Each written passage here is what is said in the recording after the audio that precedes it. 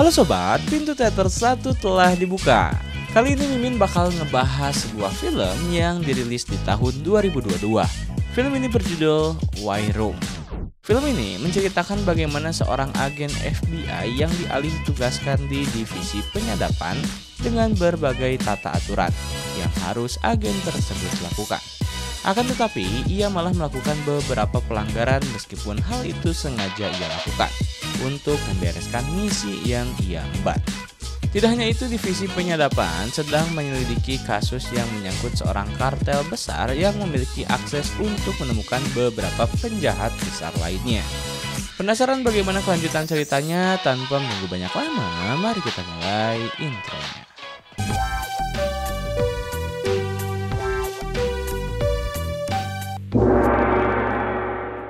Scene pertama, scene memperlihatkan penjelasan tentang White Room, yakni fasilitas yang terletak atau bertempat di mana siaran komunikasi lisan atau elektronik yang disetujui pengadilan akan diintersepsi. 5 jam sebelum penyerangan gedung penyadap.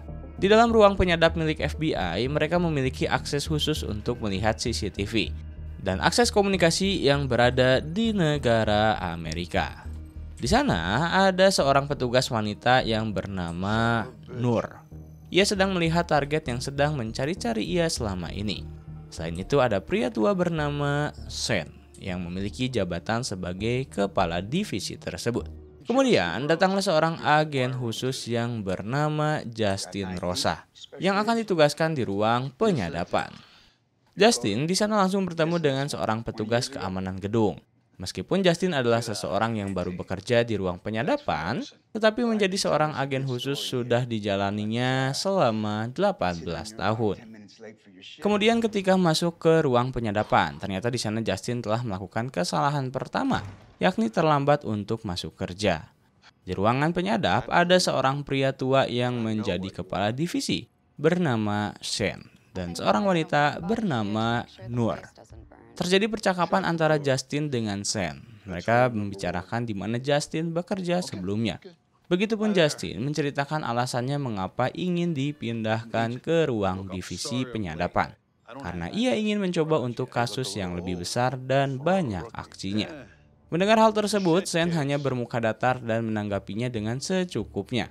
Karena apa yang telah dikatakan oleh Sen bahwa ketika di ruang penyadapan semua harus terperhatikan satu dengan yang lainnya. Apalagi ketika bekerja di ruang penyadapan ada peribahasa yang mereka senantiasa gaungkan, yakni karena kau tidak lebih dari tubuh yang hangat di sini untuk memastikan tempat ini tidak terbakar.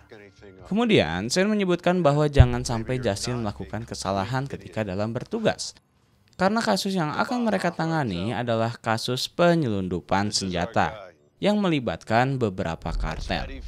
Lalu, Sen menyebutkan bahwa seseorang yang akan mereka tangani adalah pria yang bernama Eddie. Dengan penuh percaya dirinya, Justin menyebutkan bahwa itu adalah masalah yang kecil. Selanjutnya, Sen menjelaskan ada beberapa aturan ketika seseorang berada di ruang penyadapan. Yang pertama adalah harus selalu menutup pintu, lalu aturan yang kedua aturan kecil yang sebetulnya cukup mengganggu bagi Justin. Yakni ketika seseorang berada di depan ruang monitor, dia tidak boleh kemana-mana termasuk ke dalam WC. Setelah itu Sen pun berpamitan kepada Justin.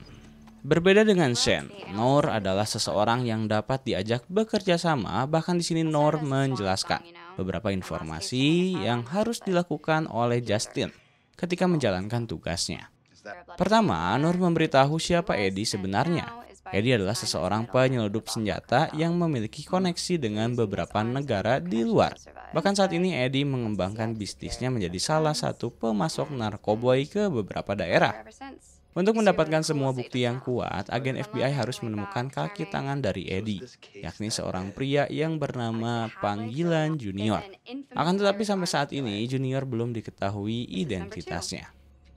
Sebelum ia pergi, Nur memberitahu bahwa segala teknis pekerjaan itu terdapat di binder berwarna biru yang beredar di meja. Kemudian Justin pun mencoba untuk membaca binder tersebut. Dalam binder tersebut terdapat beberapa aturan ketika seseorang berada di depan monitor. Aturan pertama yakni tutup pintunya, lalu jangan meninggalkan ruangan tanpa pengawasan. Tidak ada orang lain selain personil yang diizinkan masuk.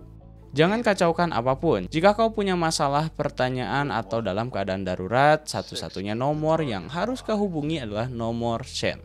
Tidak berlangsung lama, setelah beberapa saat Justin malah mendapatkan kebosanan dalam melaksanakan tugasnya. Karena yang dilakukan oleh pengawas operator adalah harus bisa melihat serta mengawasi monitor yang ada di hadapannya. Sesekali Justin mencoba untuk menghilangkan kebosanannya dengan memainkan Rubik dan beberapa benda di sana. Di saat yang bersamaan, Justin melihat CCTV di kediaman Eddie. Di sana, Eddie sedang menelpon seseorang sambil membicarakan gadis putih atau gadis Cina. Dan ternyata itu sebuah kode mengenai narkoboy. Selain itu, Eddie memiliki 1 orang istri dan 2 orang kekasih. Istri Eddie yang bernama Cindy meminta izin kepada Eddie untuk bermain keluar dalam rangka healing. Akan tetapi hal tersebut tidak diizinkan oleh Eddie karena ia tahu bahwasannya dia dan keluarganya pasti tidak aman. Karena banyak orang-orang di luar sana yang ingin membunuh dirinya. Sehingga Eddie menyuruh Cindy dan para kekasihnya untuk tetap berada di dalam rumah mereka. Tak lama kemudian ada seorang petugas bernama Mike datang ke dalam ruang penyadapan. Bertujuan untuk berkenalan dengan Justin dan ingin lebih dekat dengannya seperti rekan kerja. Tanpa sadar, di situ Justin telah melakukan kesalahan, yakni membiarkan seseorang masuk ke dalam setelah mereka berbincang satu sama lain. Mengenai mengapa Justin ingin masuk ke divisi penyadapan. Kemudian aturan selanjutnya pun malah Justin langgar karena ia malah pergi ke WC untuk buang air kecil. Kejadian penting yang akan Justin lewatkan karena di tempat lain di kediaman Eddie, di sana tiba-tiba ada 2 mobil yang akan menyerang kediaman Eddie. Dilihat dari pakaian mereka, sepertinya mereka adalah pasukan khusus yang tidak tahu dari mana karena terlihat bahwa mereka bukanlah seorang aparat penegak hukum. Pasukan tersebut tiba-tiba mendatangi Cindy dan kekasih Eddie yang sedang santuy berada di depan ruang kolam renang. Mereka tanpa menunggu banyak lama, tiba-tiba pasukan tersebut menghabisi 2 kekasih Eddie dengan cara membolongi kepala mereka dengan pistol.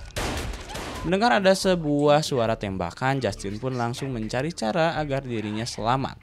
Salah satunya adalah menghubungi kaki tangannya, yakni Junior. Tapi saat itu Junior tidak mengangkat telepon dari Justin. Sehingga Justin mencoba untuk mencari cara bagaimana ia dapat selamat, begitupun dengan istri dan para kekasihnya. Di saat yang bersamaan, Justin kembali lagi ke depan monitor. Terlihat raut wajah Justin yang cukup panik karena baru ditinggal sebentar saja. Keadaan mulai tak terkendali di tempat kediaman Eddie. Langkah yang diambil oleh Justin adalah dengan cara menelpon Shane. Ketika mendengar bahwa keadaan mulai tak terkendali, dirinya menanggapi bahwa Justin telah merusak harinya saat ini, lalu menutup teleponnya. Setelah tidak mendapatkan solusi apapun dari Shane, Justin mencoba untuk membaca kembali tata aturan dalam menjadi pengawas monitor penyadapan. Ada salah satu aturannya, yakni harus menjaga target agar tetap hidup. Lalu Justin pun mencoba untuk menelpon Nur. Kemudian Nur menanggapi hal tersebut dan memberitahu bahwa ia akan menolongnya dari jarak jauh menggunakan laptopnya. Selain itu, Nur akan mencoba mencari siapa sebenarnya orang-orang yang telah menyerang tempat kediaman Eddie. Begitupun Nur memberitahu bahwa kunci kasus agar Eddie terungkap dan tertangkap adalah dapat menangkap anak buahnya yang bernama Junior. Karena Junior memiliki informasi yang lebih berharga dan lebih rahasia mengenai siapa atasan dari Eddie sebenarnya. Selain itu, Nur memberitahu bahwa mereka adalah polisi kotor. Kemudian, Shin memperlihatkan Eddie sedang berkelahi dengan salah satu orang yang menyerangnya. Dan ia memenangkan pertarungan tersebut serta membawa senjata laras panjang miliknya. Justin mencoba untuk mengecek tempat kediaman Eddie menggunakan CCTV. Di sana Eddie terlihat sedang dalam keadaan bahaya karena akan diserang balik oleh para penyerang. Justin mencoba untuk berpikir cepat dan ia malah kembali melakukan gerakan tambahan dan melanggar tata aturan, yakni menelpon target yaitu Eddie menggunakan ponsel pribadinya. Di sini Justin mencoba untuk menyelamatkan Eddie dengan cara memberitahu posisi di mana orang yang akan menyerangnya dan berhasil. Ternyata hal tersebut membuat Eddie mengetahui para musuhnya dan berhasil melumpuhkannya. Akan tetapi masalah yang baru akhirnya muncul karena Eddie merasa curiga tentang siapa yang telah menelponnya dan dapat mengetahui dari kejauhan. Ditambah Justin menelpon kepolisian setempat. Dan yang mengangkat telepon tersebut adalah pria yang bernama Sheriff Robert. Justin memberitahu bahwa dia adalah seorang agen dari divisi penyadap yang meminta bantuan kepada Robert untuk mengirimkan bala bantuan karena targetnya saat itu sedang berada dalam bahaya.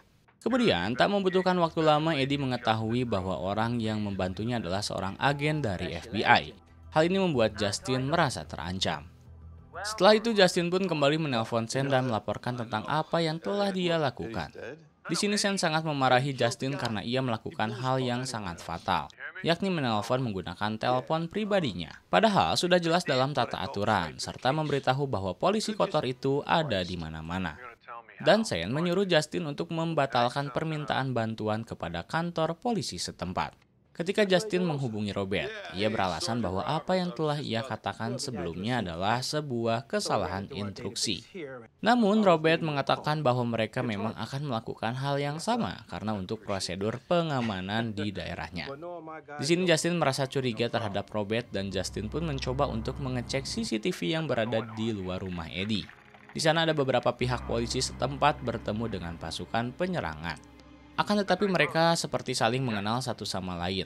Hal ini membuat Justin berspekulasi bahwa orang-orang yang menyerang Eddie adalah orang-orang suruhan dari Robert. Setelah itu Justin langsung memberitahu Eddie bahwa orang yang sedang menyerangnya adalah orang suruhan dari seorang Sherin yang bernama Robert. Tanpa menunggu banyak lama, ia pun langsung menelpon seorang sheriff. Ternyata Eddie sangat mengenal sheriff tersebut. Akan tetapi, informasi yang cukup mencengangkan yakni Robert adalah junior kaki tangan dari Eddie. Perbincangan mereka pun didengar oleh Justin sehingga Justin mengetahui siapa junior sebenarnya. Kemudian Eddie yang merasa dirinya selalu diawasi, ia pun langsung menghancurkan beberapa kamera CCTV yang berada di rumahnya. Di tempat lain terlihat Mike sedang menelpon seseorang dan ia tiba-tiba membawa sebuah senjata api. Selain itu, Eddie menyebutkan bahwa Junior memiliki anak buah di dalam gedung penyadap yang membuat Justin terlihat cukup panik. Dan ia pun melihat CCTV di gedung penyadap bahwa Mike sedang membawa senjata api, serta menembak petugas yang lain. Hal ini membuat Justin memikirkan caranya bagaimana ia dapat keluar dari kondisi tersebut. Kemudian, Justin pun melakukan kembali kontak dengan Eddie. Mereka sepakat bahwa Justin akan menolong Eddie lewat CCTV jarak jauh dan memberitahu bahwa posisi penyerang ada di sebelah mana. Hal ini pun menjadi suatu kerjasama yang cukup membantu bagi Eddie untuk melumpuhkan beberapa orang yang menyerangnya. Setelah itu, Justin langsung menelpon Sersan Robert dan langsung menyebutnya bahwa ia adalah Junior. Menariknya, di sini Junior langsung mencoba untuk melobi Justin dengan jaminan akan membiarkannya hidup. Tapi hal tersebut langsung disanggah oleh Justin dan mengatakan bahwa tidak ada kesepakatan dengan polisi kotor sepertinya. Kembali lagi, Eddie ditelepon oleh polisi kotor yang lainnya. Mereka sedang menyandra Cindy. Polisi tersebut menanyakan keberadaan Eddie sekarang ada di mana. Jika tidak, maka Cindy akan ditembak olehnya dengan penuh keterpaksaan. Ini pun menyebutkan bahwa ia sedang berada di garasi. Tetapi tetap saja bahwa polisi tersebut malah menembak mati Cindy. Hal ini membuat Eddie sangat marah dan sangat sedih, bahkan dia langsung menyebutkan kejadian tersebut kepada Justin. Di sisi lain, Justin mendapatkan ancaman yang lain karena beberapa polisi sewaan dari Junior telah bergerak menuju ke ruang penyadapan untuk membantu Eddie. Tak lama kemudian, Mike telah sampai di ruang penyergapan. Langkah pertama yang ia ambil adalah mencoba untuk melobi Justin agar ikut dengannya. Akan tetapi Justin yang sudah mengetahui bahwa Mike adalah polisi kotor sehingga terjadi baku tembak di antara mereka. Kita mengetahui bahwa sebelum menjadi agen penyadap, Justin adalah seorang bagian lapangan. Sehingga dengan skill bertarung miliknya membuat ia memenangkan pertarungan tersebut.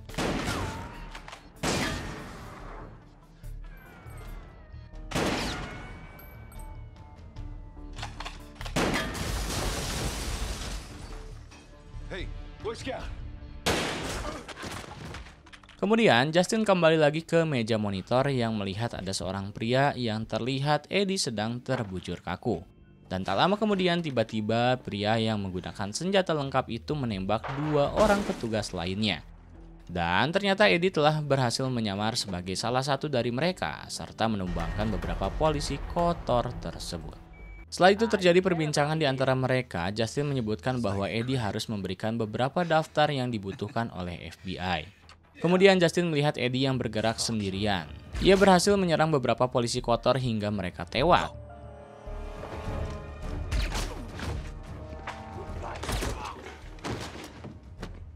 Sampai di mana Eddie menemukan istrinya Cindy yang sudah tidak bernyawa. Sehingga ia malah melakukan hal yang tak terduga, yakni meledakkan bom bunuh diri.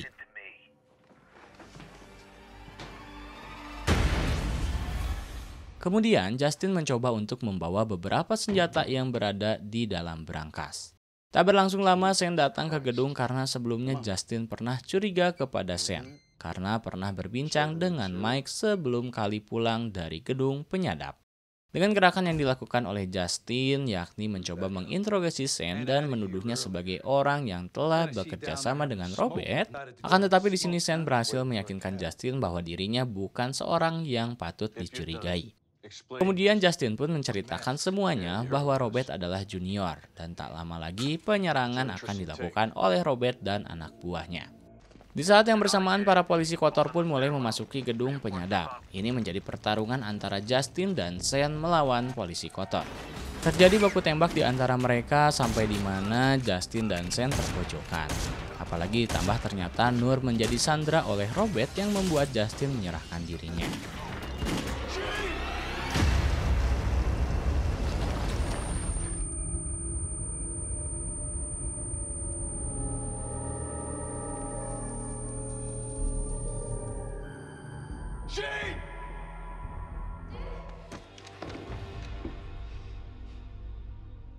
Setelah itu Robert mengancam kepada Justin agar ia segera menghapus semua bukti tentang Robert. Ketika ada kesempatan untuk menyerang Robert, hal ini tidak disia-siakan oleh Justin. Terjadi perkelahian di antara mereka sampai di mana Nur pun berhasil membantu perkelahian di antara mereka dan membuat Robert tewas saat itu.